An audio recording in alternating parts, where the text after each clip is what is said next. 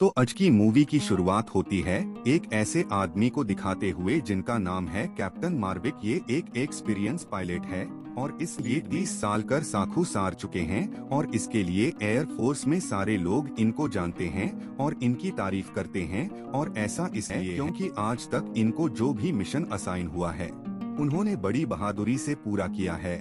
और इसके बाद हमें ये दिखाया जाता है कि मैं फेक को टॉप 10 की तरफ भेजा जाता है ताकि वो एक बहुत बड़ा मिशन कंप्लीट कर सके। सबको उनसे बहुत उम्मीदें होती हैं और इसका ही अगले टाइम से मूवी की शुरुआत होती है।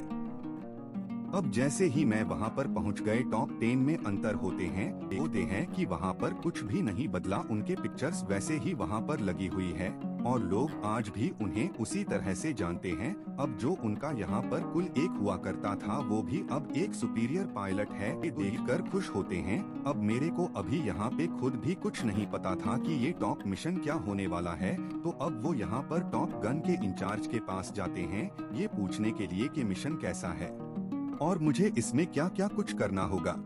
तो आप इंचार्ज जिन्हें आगे से ये डिटेल में बता देते हैं ये दुश्मन कितनी मैली आंख रखे हुए हैं और उनकी बेस कुछ ऐसे पहाड़ों में है जहां वो छुप कर रहे हैं और कोई उन तक नहीं पहुंचा सकता सिवाय आर्मी के। यहाँ कैप्टन मैवरिक के जो जाकर उनको वहां से खत्म करेंगे, उन्हें निकालेंगे या डिस्ट्रॉय कर देंगे। क्योंकि पहाड़ों में बैठे हुए दुश्मन इन पर मिसाइल लॉन्च करते हैं तो इनको खत्म करना ही बेहतरीन हल है। अच्छा, अब यहाँ पर एक मसला है, ये पहाड़ जिस तरह से स्टॉक प्राइस है यानी जिस तरह से बने हुए हैं वो में काफी कॉम्प्लिकेटेड हैं। उसको देखकर समझ में नहीं आ रहा होता कि कौन सा पहाड़ कहाँ से शुरू होकर कहाँ खत्म हो रहा है और दूसरा पहाड़ कहाँ पर है। मतलब वो काफी ऊपर नीचे है। तो पहले तो कैप्टन में फेक और उनकी टीम को वहां जाके और उनकी बेस को ढूंढना होगा। इसमें आपको समझना होगा और पता लगाना होगा कि पहाड़ों में से रास्ते कौन से निकलते हैं और उसके बाद वो उनकी बेस पर हमला कर सकेंगे। तो ये मिशन और ये काम काफी मुश्किल होने वाला था। तभी तो कैप्टन में फिर को चुना गया था ताकि मैं यहाँ पर कंफ्यूज ना हो। तो ने ये भी बताया जाता है कि टॉप 10 में पहले और कितने पायलट आ चुके हैं, अब उनकी इंफॉर्मेशन और इसका ही अगले टाइम से मूवी की शुरुआत होती है। अब के बारे में भी इस कैप्टन मेरे को बताया जाता है। अब यहाँ पर जब सारी टीम को दिखाया जा रहा होता है तो कैप्टन में ब्रेक एक लड़के को पहचान लेता है। वो लड़का होता है दोस्त का बेटा। मैट्रिक के दोस्त की जान चली गई थी क्योंकि वो एक प्लेन को उड़ाते हुए अपने मुल्क की खातिर मारे गए थे। उसके बाद एक रूम में यानी कॉन्फ्रेंस रूम में सारे के सारे पायलट्स को बुलाया जाता है और वहाँ पर कैप्टन नागरिक को भी बुलाया जाता है क्योंकि वहाँ पर नए होते हैं। तो वो सारे पायलट्स को इनका इंट्रोडक्शन देते हैं और उनसे यह भी कहते हैं कि मिलिए इनसे, ये आपके कमांडिंग ऑफिसर है यानी आज से ये आपको जो भी कमांड करेंगे या आपसे कहेंगे आपको से पूरा करना होगा। आप यहाँ पर कैप्टन में फ्रेंड माई के सामने आकर उन सबको पायलट से जो उनके स्टूडेंट होने वाले हैं, से ट्रेनिंग आने वाले हैं, उन्हें बताने लगते हैं कि अब हमें काम किस तरह से करना है।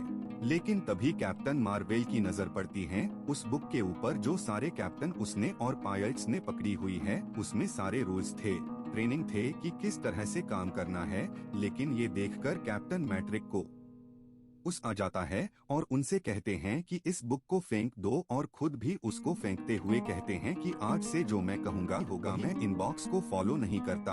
असल चीज वही होती है जो आपका एक्सपीरियंस है और जो आप सीखते हैं। आखिर कब तक आप किताबों का सहारा लेंगे। टाइम आ जाता है कि सारे मिलके उस फील्ड की तरफ जाएं जहां पर इनकी ट्रेनिंग होने वाली है। वहां पर जाते हुए कैप्टन में फिर देखते हैं उनके दोस्त का वही बेटा उनके पास से गुजर रहा है। तो उसे रोककर उससे बात करने की कोशिश करते हैं लेकिन वो आगे से कैप्टन में फिर से काफी रूड होकर बात करता है और कहता है कि आप ही मेरे फादर की डेथ के रिस्पॉन्सिबल है, मुझे आपसे कोई बात नहीं करनी आएगा, मुझे डायरेक्टली मत बुलाइएगा। आप कैप्टन नवाब एक यहाँ पर ही नहीं कह पाते क्योंकि वो लड़का यही समझ रहा होता है कि ये दोनों साथ थे।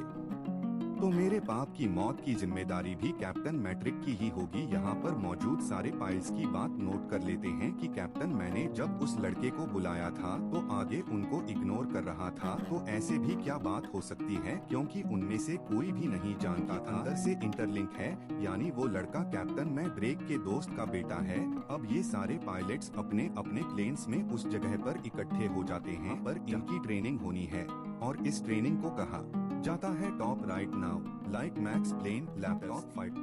ये एक ऐसी ट्रेनिंग है जहां पर सारे बॉयज एक दूसरे के सामने आकर एक दूसरे के प्लेन को नकली का क्रैश करने की कोशिश करते हैं, यानी सिर्फ प्रिटेंड करते हैं कि हमने ये प्लेन क्रैश कर दिया है, लेकिन वहां पर सिर्फ उसका निशाना लिया जाता है कि इनका निशाना किस हद तक ठीक है, किस हद तक ये एक प्लेन को ओवरटेक कर सकते हैं।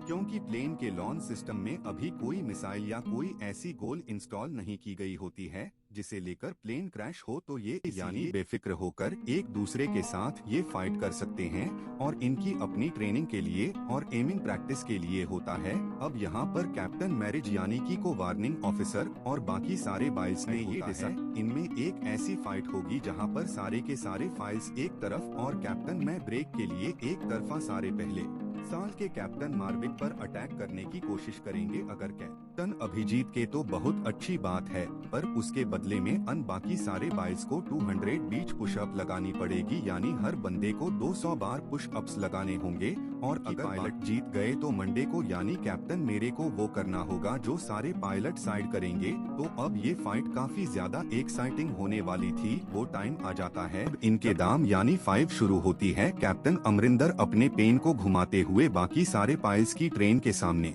लेकर आते हैं और एक एक करके सब पर फेक अटैक करते हुए फेक क्रैश कर देते हैं और उनकी तरफ से यानी किसी भी पायलट की तरफ से कैप्टन मैजिक का प्लेन क्रैश ही नहीं हो पाता। तो इसका मतलब था यहाँ पर कैप्टन में एक चीज चाहते हैं, बाकी सारे पायलट हार जाते हैं, तो उनको वो करना था जो कैप्टन विराट ने उनसे कहा था। अब जब ये फाइट खत्म होती है, वो लैंड करते हैं तो उन सबको 200 पुशअप्स लगानी पड़ती है और बस यहाँ पर तो उनका एनर्जी लेवल ऐसे डाउन होता है कि साथ ही उनकी नजर में और उनके दिल में कैप्टन मैट्रिक की इज्जत का लेवल अप हो जाता है। यानी इस सब के बाद कैप्टन में फिक्की और पेज करने लगते हैं, क्योंकि वो जान गए थे कि आप कैप्टन या हम पहले बिल्कुल नहीं हैं और हमें अब इनकी बात मानना होगी अगर हम भी अच्छे पायलट बनना चाहते हैं।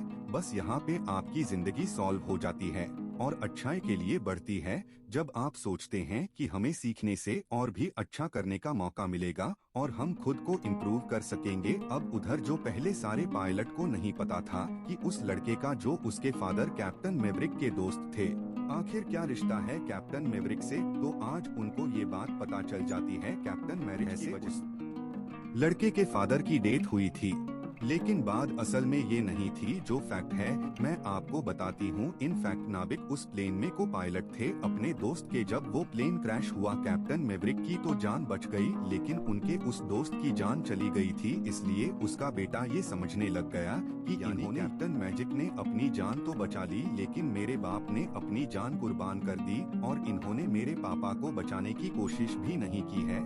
अब इस बात को साइड पर रखते हैं। कैप्टन मैं फेक ये बाकी पायलट से कहते हैं, क्योंकि अब वक्त आ चुका है कि वो लोग उस जगह जाएं, माउंटेन्स में जाएं, जहां पर दुश्मन छुपा हुआ है।